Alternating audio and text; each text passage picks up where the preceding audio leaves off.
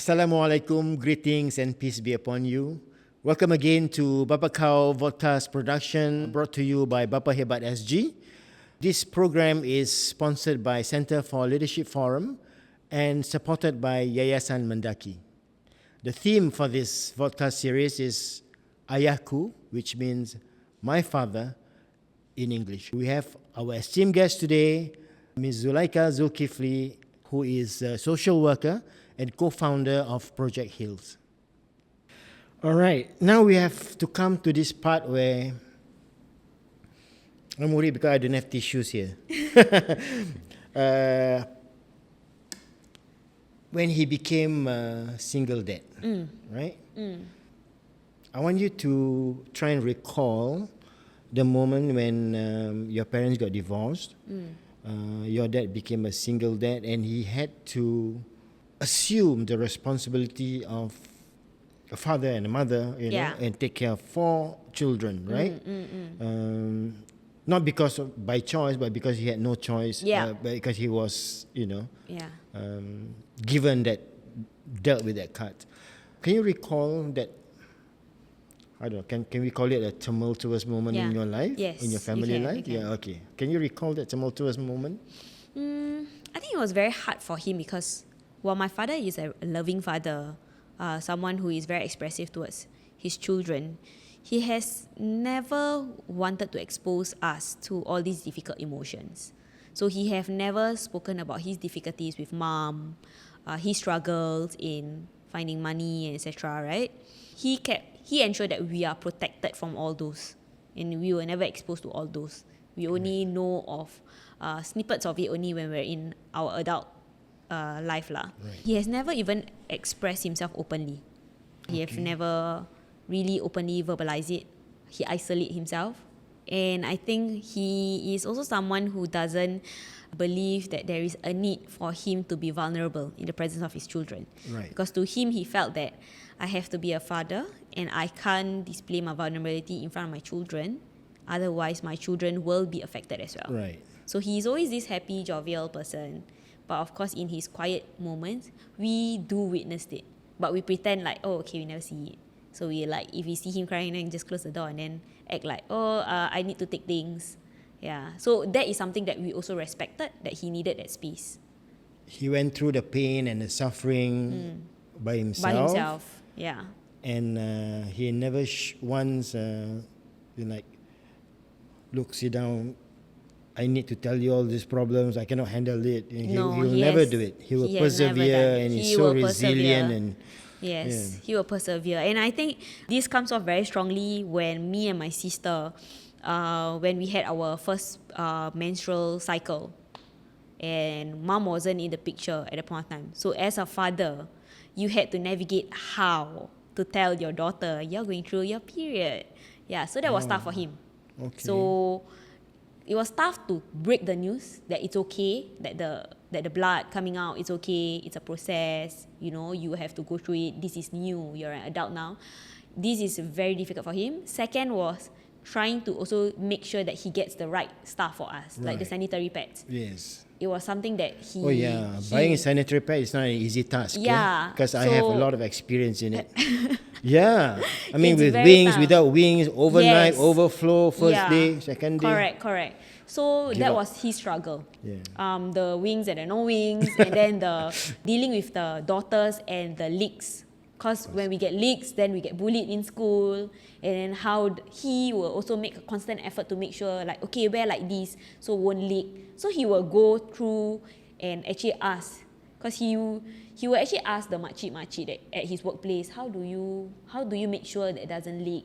Yeah, so these are stories that we only know now as adult that he has to go through. Wow. Yeah. Can you recall what were the things that he did that qualifies for like a major sacrifice? Major sacrifice. So I'm sure he did a lot of sacrifices, right, in his life. But can you recall one that qualifies as one of the the biggest sacrifice that he had to do? He had to forgo anything for himself? I think definitely would be companionship, because till today my father hasn't remarried, and I think that is a big sacrifice. And why do you think he did not remarry? I think he didn't remarry. I did ask him before why he didn't remarry, because he felt that he's already at a stage that his children are his success. Yeah. But did he ever like ask like, yeah, what do you call him? Ayah or Abah or Papa. Papa? Yeah, I call him Papa. Papa. Yeah. Did you ever say like, Papa nak kahwin lagi ya? He will casually and playfully ask. But when we really ask, because we are also concerned, you see, Course, like of course. we know that he has his needs as well. So when we really ask, do you really want a wife? Then he say, nah. I think I've done what I can, and I think to a certain extent he still loves my mom. Of course. Yeah. Okay, how old is he today? 65. 65. Yes. Okay, let's honor him can we honor him by telling the audience, the viewers, his full name? Yes, his name is Zulkifli bin Adnawi. Zulkifli bin Adnawi. Anawi. Yes. Okay. I think he qualifies to be in our Bapahebat Hall of Fame. All the sacrifices and all the good things they have done. Yeah. Okay, now we have a few other questions here. If you can describe your dad as a man, a husband to your mom, and a father, and you can only use one word to describe him, what would that word be? One word. That's tough. One word. Yeah. Conviction. Conviction. Yeah. Okay. To what? I feel that he's a man of conviction. That's a very, very good choice of word. Yeah. Okay, now, a distinct character that your father has, that in your opinion, that every father should have. Oh. Yeah, I mean, you're a, you're one of his children. Yeah. You see your father, but if you probably has friends who has fathers who doesn't have that kind of character that your father has, what would be that distinct character? Distinct character. His commitment. Okay. Yeah. I think like a lot of time I witness in my peers, being there is one, but being committed to thoroughly journey is another effort on its own. Presence is not sufficient, right? No, presence alone is not So you have to commit and you have to convict yourself Correct. to certain tasks or Yes. responsibilities and duties. That's right. Oh, that's a very good way of seeing it, from your perspective. I think I can see it now also. Now, how your father has shaped you as a person? Definitely shaped me a lot. And also shaped Do you see a lot of him in you than your mom? Yeah, I do. In fact, I think I inherited a lot of these masculine characters and traits. I wouldn't say masculine. Masculine. Very strong. Masculine because I believe or adopt certain way, Okay. right? So my feminine side is, okay lah, I'm feminine, but I think it comes off a little strongly in the masculine. Right, Like I'm right. more straightforward. I'm clear on what I want. Sometimes I go above and beyond my role as a lady, which can comes off quite intimidating. And I think I learned that quite recently as well. Like when I try to get to know people of the opposite sex and all that, I realized that there's a lot of things that I don't take excuses, because Okay. my father go above and beyond for me. And when this man says I can't do this, I can't do that, to me excuses. Right. Yeah. You So I find think that, it shaped the way how I view men also in general as well. Okay. What would be the traits or the character of a man that you look for that resonates with what your father has in him? What do you think? I mean, subconsciously, maybe you're not doing it on purpose, but Yeah. subconsciously you'll be like, Okay, you need to have it. yeah, you know? I think to be that protector and that provider, which is something that I struggle to see in the man or the men that I've actually interacted with lah. Not most men, but in the men that I interacted with. And of course, that tough love. Like, be okay with the idea to tell me that I'm wrong. So most of the time, the men that I interacted with are afraid to tell me that I'm wrong. Like my You're father. more accommodating. Yeah, too accommodating. So sometimes I feel like. Because you're too masculine. No, let's Yeah, just so kidding. yeah. Maybe because of that as well. So they don't know how to take that way. Yeah, so so I guess it's that the idea of it's okay to love that person wholeheartedly, like how my father wholeheartedly loves me, but you need to also be okay with the idea of reprimanding me and telling me that I did something wrong. You don't conform, or most of them withdraw. Okay. Don't even make an attempt to reprimand or tell me. Most just withdraw, avoidant. A lot of avoidant. Nowadays, a lot nonchalant. Avoidant. Yeah. So, well, personally, I would see that as a sign of weakness. Yeah, it is. I don't know about you, but if I'm a woman, Yes. I would not Yes. want to waste my time. That's right. Yeah.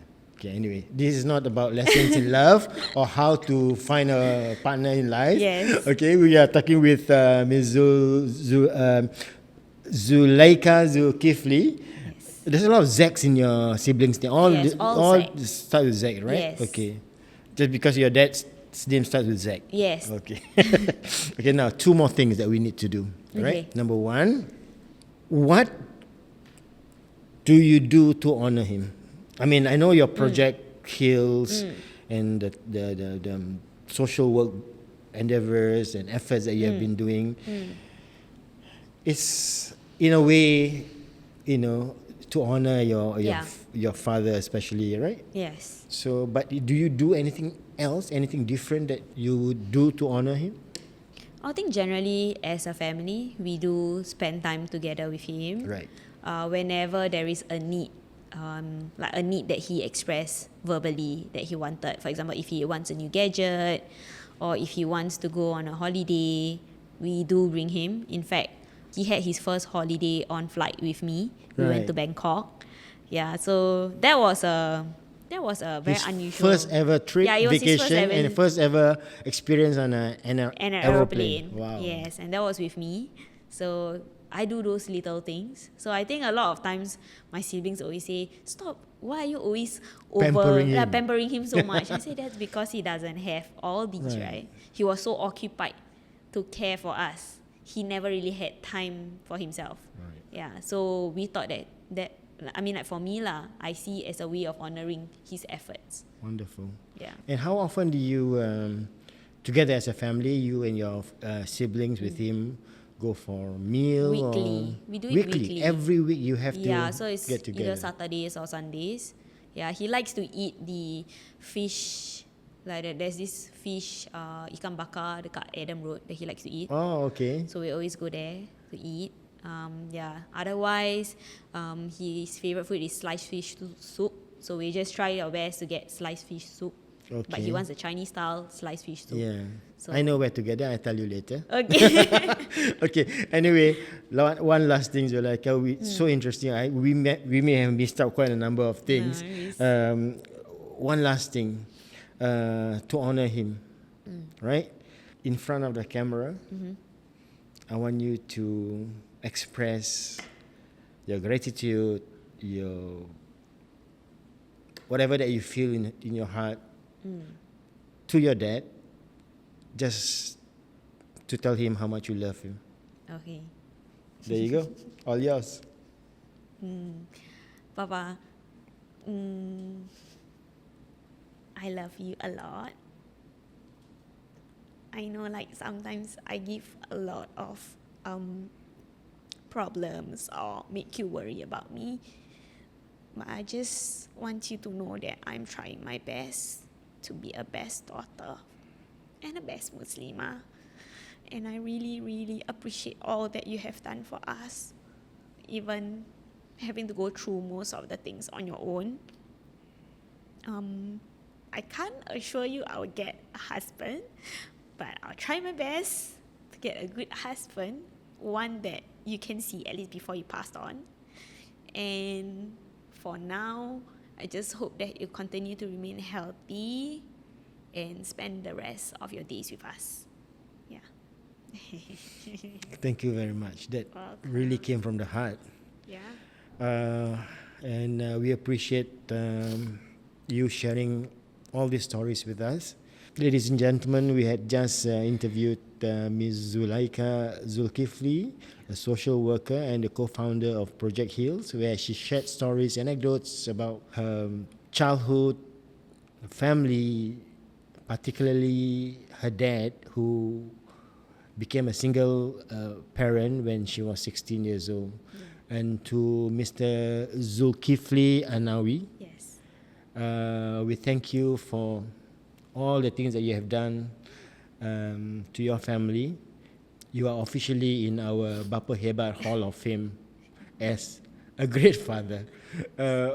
And with that, thank you for watching this Bapa Cow podcast production brought to you by Bapahebat SG, supported by Center for Leadership Forum and supported by Yayasan Mendaki.